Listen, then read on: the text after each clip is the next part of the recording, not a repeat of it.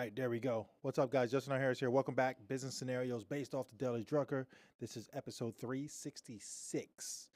If you followed this in order, then you have hit a 1-year span of using this book.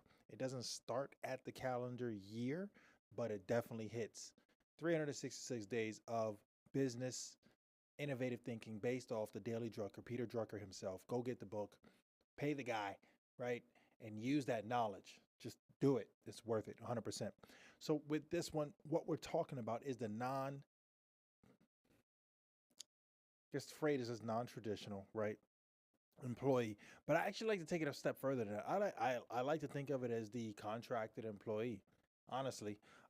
Because and in a sense, the way he kind of covers this conversation is he actually explains that, this is something that comes from the knowledge worker, right? The person who has these skills and constantly sharpens their skills, but for whatever reason has now retired. They're now in a contracted sense. Sometimes they come back and they just help train people and things like that, but they are surely paid, right? So keeping contact with people like this that have these sharp skills, this knowledgeable, just ability to be able to deliver cutting edge information about whatever their skill set is and be able to charge you for that, right?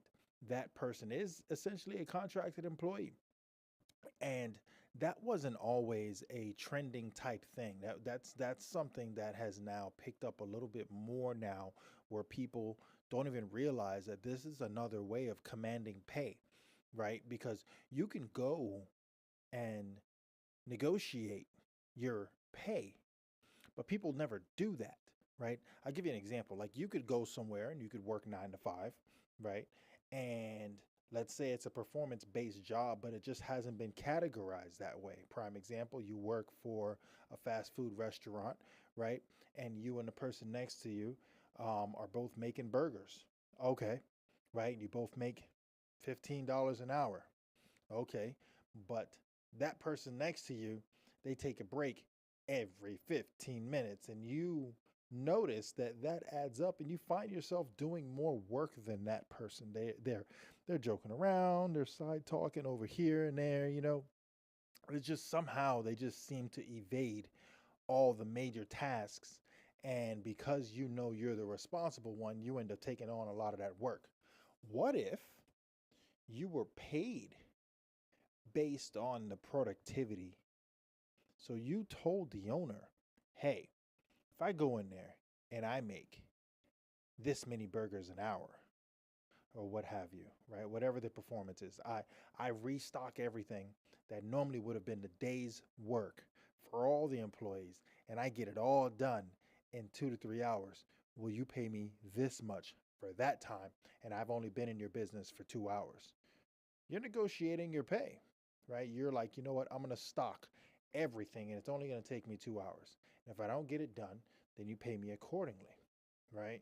So I'm there less time, and all the productivity that needed to be completed is done. Negotiate like that, right? Now, that's not exactly the same comparison, but what I'm saying is that you can be a contracted employee and make pretty nice income if you do it at the right company that can separate their payroll in such a manner, right? So that's really the conversation here. Look back at your company. Definitely focus on outsourcing when it comes to being able to delegate and leverage a lot of things so that it takes less of your time.